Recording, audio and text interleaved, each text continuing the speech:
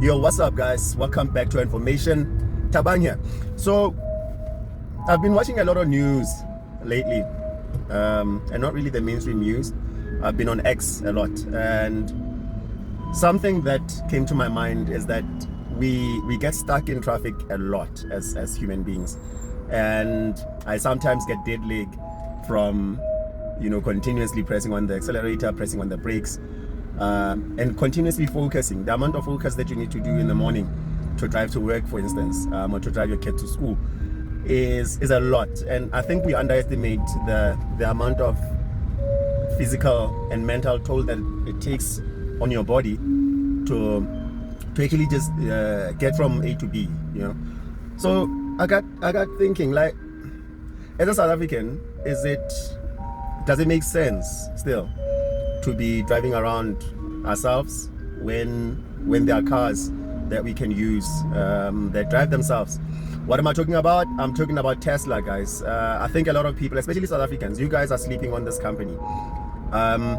Whenever I look at what's happening on X, Facebook, and I see a post about Tesla, the comments are always from haters, people that don't really understand the business and focus more on Elon Musk as opposed to the businesses themselves. Basically, how good is the business? So it's a thing that it's beyond me, to ignore the worth of an actual business based on what the CEO does. So basically, Teslas are the safest cars in the world, or they've all gotten a 5-star rating from crash tests.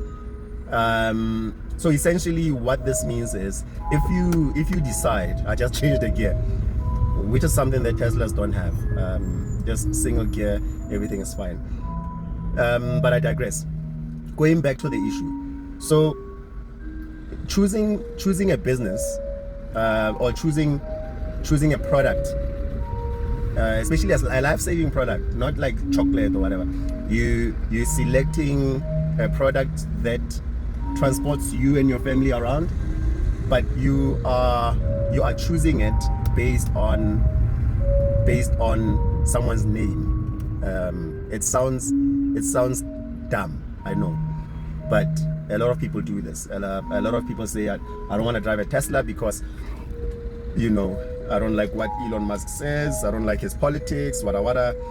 But you are blinded by a bias that really, you can't control what Elon does, right? You can't control what Elon does, you can't control what he says, but you just have to look at the businesses that he runs and say, okay, is this a good product or not? And I believe, from what I've seen so far, Tesla sells the best product on the planet. I drive an internal combustion engine vehicle now, a BM. It's got leaking oil.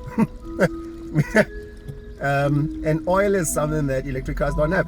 Essentially what I'm saying, guys, is my next car is going to be an EV. I'd prefer it to be a Tesla, but I can't have it be a Tesla because my country, South Africa, doesn't allow for Teslas to be here without BEE. And I think that's something else that we'll have to talk about in a few days. BEE is killing our businesses. It's killing where our country could be going, because people like businesses like SpaceX, Tesla, Neuralink, those types of businesses, it really, in most cases, does not it doesn't make sense to have local ownership of those businesses, if you know what I mean. So we are forcing a one-size-fits-all, even where it doesn't work, right? It doesn't really make sense. So we really have to relook at these rules that we set for businesses to work here, and see how practical it is for that business to be 30% black owned, for instance. But I digress. The main thing that I think we need to really focus on is letting the best companies win on their own merit. Don't have government legislation that will be in place simply to protect companies that cannot protect themselves. And how do they protect themselves? They're supposed to be competitive right? They're supposed to be selling better products, not really getting government to block other companies from coming in. One example is Starlink. I know that Vodacom, MTN, Cell C, those businesses have been worried, shall we say, that the likes of Starlink would come in and take their business, even though there are places, and a lot of places in the rurals where people have zero connectivity, right? No cell network, no Wi-Fi, no internet, nothing. So for a business that wants to come and change that a little bit, I think deserves a fair shake. You know, we shouldn't have protectionism as a way of quelling competition, because essentially what that means is the people of your country end up having to deal with inferior products because the superior ones are blocked out of the country, right? So some food for thought. Tell me what you think of Tesla's entry into South Africa. Tell me what you think of what we should do as the citizens to try and pressure government to give us the best products. We need the best technology, because not only does it bring that technology here, it also brings the skills and the expertise to work on the technology, right? So if Teslas are sold here, then we'll get people trained to fix those cars, to sell parts for those cars. So there's like a whole value chain that could stem from Tesla as a business being launched in South Africa. I really want Tesla, in case you couldn't notice, or in case you hadn't noticed, I really love the company. I love the products. I think they are the most innovative businesses on the planet. They move at ridiculous speeds, and they give the best solutions. One of the new things they just did was add Grok to the car. Grok being the smartest AI on the planet right now. So you can imagine that your trips now don't have to be as boring as they used to be, because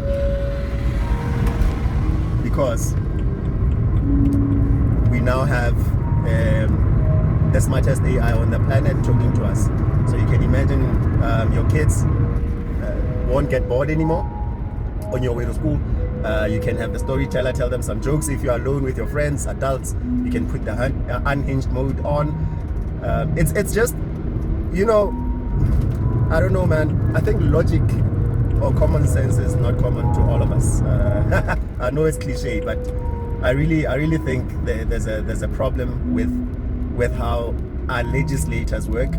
And it's worse because these guys are always, you know, abroad, traveling with the president and all of that stuff. So you would think that they would know the best technologies in the world, and not be surprised by new technologies. Let me give you an example quickly. A few years ago, I think it was 2022, there was a video that was put out by, I think it was SABC News, where they showed Bladen Zimande going to like look at one of the new projects. But that new project was a 3D printed house, and he was like genuinely shocked. He was shocked that the solution even exists. He says he spoke to his team.